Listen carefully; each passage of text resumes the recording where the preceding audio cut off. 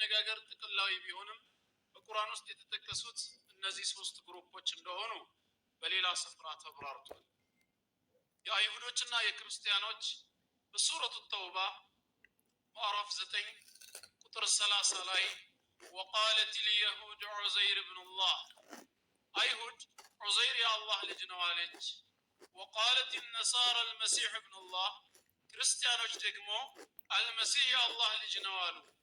ذلك قولهم بأفواههم ይህ በአፎቻቸው የሚናገሩት ቃላቸው ብቻ ነው። ያለምንም መለኮታዊ መጽሐፍ መነሻ ያለምንም ሃይማኖታዊ ማስረጃ እንዲሁ በአፎቻቸው የሚናገሩት ቃላቸው ብቻ ነው። يضاهئون قول الذين كفروا من قبل የነዚያን ከነሱ በፊት የካዱትን ሰዎች ቃል ያመሳስላሉ። قاتلهم الله አላህ ያጥፋቸው። አና ዩፈኩን እውነት እንዴት ይመለሳሉ ወይ? በዚህ ስፍራ አይሁዶችና ክርስቲያኖችን ዑዘይርና ዒሳን አለይሂም ሰላም የአላህ ልጅ ብለው እንደሚያምኑ ጠቀሰል። ሶስተኛዎቹ ግሩፖች ደግሞ ቁርአን ይወርድ በነበረበት ጊዜ የነበሩ አረብ ጣዖታውያኖች ይህ አይነት አመለካከት እንዳላቸው በሱረቱ ዙኽሩፍ ምዕራፍ 43 ቁጥር 19 ላይ ምን ይላል? وجعلوا الملائكة الذين هم عباد الرحمن إناثا እነዚያን የአራህማን ባሮች የሆኑትን መላእክቶች ለአላህ ሴት ልጅ አደረጉ ይላል። አሸሂዱ ኸልቀሁም ሲፈጠሩ ነበሩ እንዲያል አላህ መላእክቶችን ሴት አድርጌ ስፈጥራቸው ተመልክተዋልን?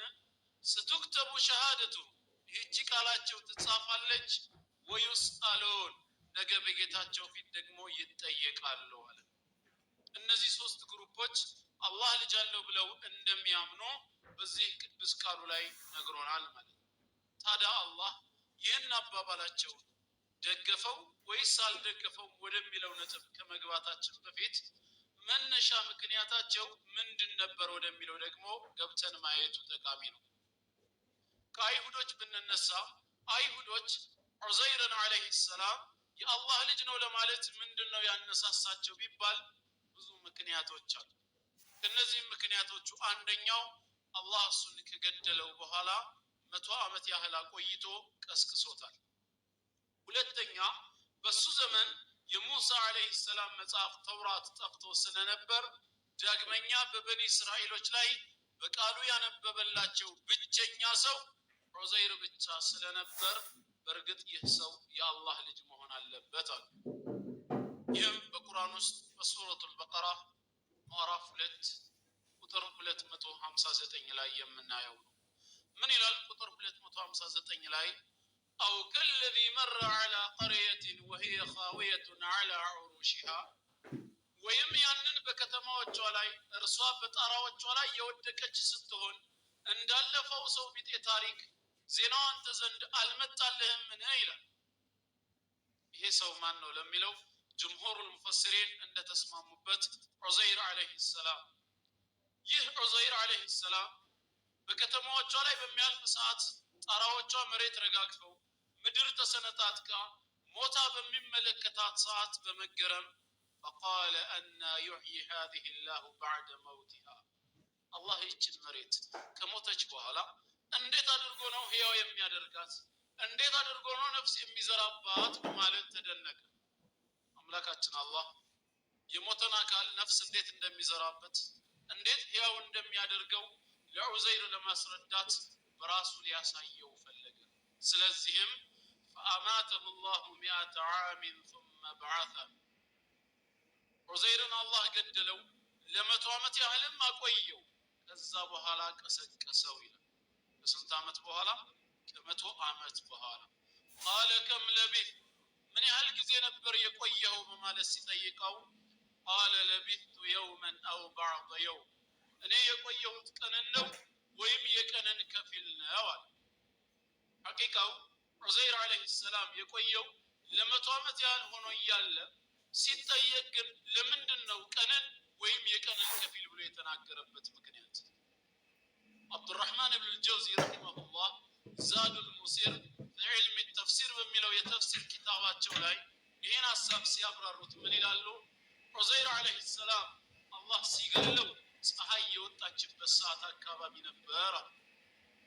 ከመቶ ዓመት በኋላ ከሞተበት ስፍራ ሲቀሰቅሰው ፀሐይ መጥለቂያዋ ሰዓት አካባቢ ስለነበረ የቀሰቀሰው ዑዘይር የሚያውቀው የፀሐይ መውጣትንና መግባትን ብቻ ስለነበር ቃለ ለቢቱ የውመን አው ባዕደ የውም እኔ የቆየሁት ቀንን ነው ወይም የቀንን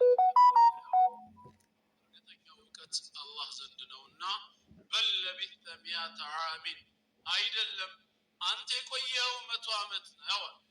100 ዓመት ከመቆየት ጋር ግን ፈንظር ኢላ طعامك وشرابك لم يتسنى ትመገበው ወደ ነበረው ምግብህና መጠጥህ ተመልከት ምንም ያልተለወጠ ሲሆን وانظر الى حمارك ወደ አህያህም ተመልከት ولنجعلك آية للناس አንተ ለሰዎች ተአምር ልናደርግህ ይህንን ሰርተናልና وانظر الى العظام ወደ አጥንቶችም ተመልከታ እኛው ሙፈሲር ይህንን ሐሳብ ሲያብራሩት ምን ይላሉ? አላህ ዑዘይርን ከሞተበት ስፍራ ሲቀሰቅሰው መጀመሪያ ከሰውነት ክፍሉ ህያው ያደረገለት አይኑን ነበር። ለምን? በዛ ህያው በተደረገለት አይኑ የበሰበሰው የአህያይቱ አጥንቶች ሲነሱ ስጋን ሲለብሱ አይቶ እንዲያረጋግጥ ማለት ነው። ስለዚህም አላህ ምን አለው? ወንظር ኢለ العظام ወደ አጥንቶችም ተመልከት كيف ننشزها እንዴት አድርገን እንደምናስነሳት ثم نكسوها لحما ከዛም ስጋን እንዴት አድርገን እንደምናለብሳት ተመልከት። فلما تبين له በማየትም በተገለጠለት ጊዜ ዑዘይር አለይሂ ሰላም ዒልም اليقين እውቀታዊ የሆነ እርግጠኝነት አላህ ሁሉን ቻይ መሆኑን ያውቃል። እሱ ከመነሻውም ጥርጣሬ አልነበረውም።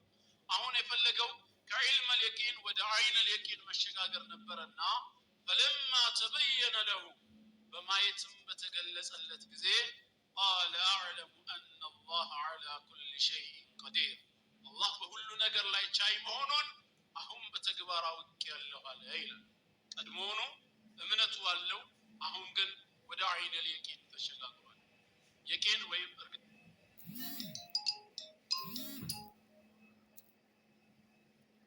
እርግጠኝነት በሙስሊሞች እምነት በስንት ነው የሚከፈለው? በስንት? በሁለት አይደለም። እርግጠኝነት በሶስት ነው የሚከፈለው በእኛ በሙስሊሞች። አንደኛው ዒልም اليقين፣ ሁለተኛው ዐይን اليقين፣ ሶስተኛው ደግሞ ሐቅ اليقين። አላህ የመጀመሪያዎቹ ሁለቶቹን በአንድ ሱራ ላይ ጠቅሶልናል። ሱረቱ ተካሱር ላይ ከላ ለው ተዕለሙነ ዒልም اليقين ثم لترونها عين اليقين ይላል። ሶስተኛዋን በሌላ ሱራ ላይ ከላ ኢነሁ الحق اليقين። ምን ማለት ነው? ዒልም اليقين ማለት በእውቀት የሚገኝ እርግጠኝነት ማለት ሲሆን ዐይን اليقين ማለት ደግሞ በማየት የምታረጋግጠው ነው። ሐቅ اليقين ማለት ደግሞ በስሜት ህዋሳቶች ዳስሰህ የምታገኘው። ምሳሌ ይሰጥ ቢባል አንድ የምታምነው ሙስሊም ወንድምህ አይዋሽም ብለህ የምትጠረጥረው እቤቴ ማር አለኝ ቢልህ ያ ሙስሊም ወንድምህ ዘንድ ማር እንዳለው እርግጠኛ ነህ ማለት ነው። ና ብሎ ግን ወደ ቤት ወስዶ ያንን ማር በአይንህ ቢያሳይህ ይህ ዒልም اليقين ወደ ምን ይሸጋግራል? ወደ ዐይን اليقين ይሸጋገርና በአይንህ ታያለህ። ግን አንድ ነገር ይቀርሃል። ያየኸው ነገር በሙዝ የተደባለቀ ቢሆንስ? ወይም ከማልቀረር ጋር የተመሳሰረ ሌላ የምግብ ውጤት ቢሆንስ? ትንሽ ቅሬታ አለብህና በጣትህ ያንን ነገር ወስደህ በምላስህ ቀመስክ። አሁን ማር መሆኑን ስታረጋግጥ ሐቅ اليقين ይባላል። ወዒልሙና بالجنة والنار ጀነት አለ ጀሃነም አለ ብለን ማወቃችን ቅዱስ ቃሉን አምነን መከተላችን ዒልም اليقين ይባላል።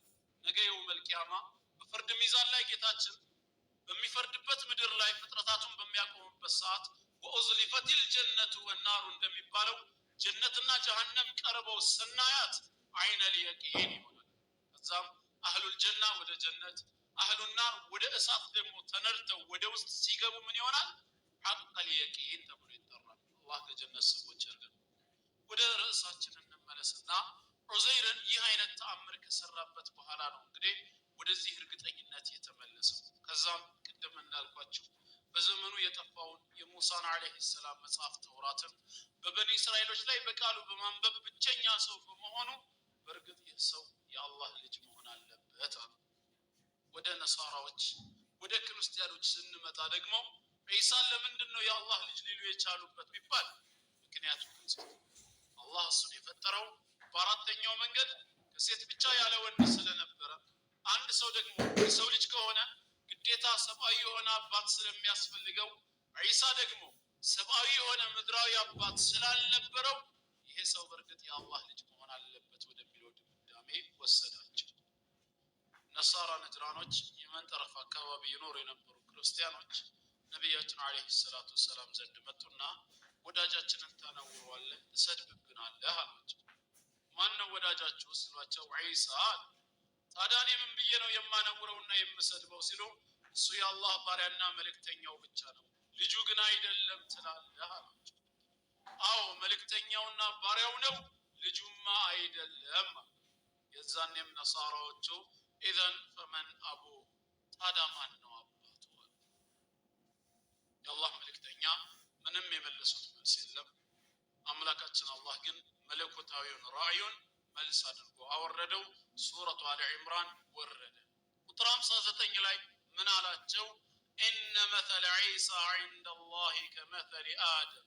ስሙ እናንተ ሰዎች የዒሳ ምሳሌ አላህ ዘንድ ባፈጣጠሩ ያለ አባት ከመገኘቱ አንጻር ልክ እንደ አደም ቢጤ እኮ ነው አለ። አደምንም እኔ ስፈጥረው ያለ አባት ነው የፈጠርኩት አለ። ዒሳ ዓለይሂ ሰላም ያለ አባት መፈጠሩ ለአላህ ልጅነት እንደ ማስረጃ ቢሆን ኖሮ በዚህ በኩል አደም የበለጠ መብት ነበረው። ምክንያቱም እሱም ያለ አባት ተፈጥሯል፣ በጊዜም ቀድሞታል። ይልቁኑ አደም ያለ እናትም ጭምር የተፈጠረ መሆኑን ሲገልጽ خلقه من تراب ከአፈር ፈጠረው ثم قال له كن فيكون ሰው ሁን አለው፣ ሰው ሆነ ይላል። ታዲያ ያለ አባት መፈጠሩ አደምን የአላህ የመጀመሪያ ልጅ ለማለት የማያስገባ አግባብ ያልሆነ አመለካከት ከሆነ እንዴት ሆኖ ነው ዒሳ ከሴት መወለዱ የአላህ ልጅ ሊያሰኘው የሚችል በማለት ቁርጠኛ የሆነ መልስ ሰጣቸው። ምክንያታቸውን በዚህ መልክ ከተረዳን ወደ ዋናው ነጥብ እንመለስና ታዲያ አምላካችን አላህ ይህን የልጅነትን ጽንሰ ሐሳብ ደግፏል ወይስ አልደገፈም የሚለውን ደግሞ እንመለከታለን። ሁላችንም እንደምናውቀው አምላካችን አላህ ይህን አስተሳሰብ እንደተሳሳተ በቅዱስ ቃሉ ላይ ገልጾልናል። የተሳሳተ አስተሳሰብ ነው ብሎ መክሮናል። ግን በብዙ መንገድ ነው አላህ ልጅ እንደሌለው ያስተማረን። ከነዚህ መንገዶች አላህ ከፈቀደ ለዛሬ አራቱን እንመለከታለን ማለት ነው። ከዛ ውስጥ የመጀመሪያው ቀጥታ በቃላት በመናገር ልጅ አልያዝኩም ልጅ የለኝም ብሎ መናገሩ የመጀመሪያው መንገድ ነው እንላለን። ለዚህም ብዙ ማረጋገጫዎች አሉ። በሱረቱል ሙእሚኑን ምዕራፍ 23 ቁጥር 91 ላይ ምን ይላል? መተኸዘ አላሁ ሚን ወለድ አላህ ከልጅ አንድንም አልያዘም።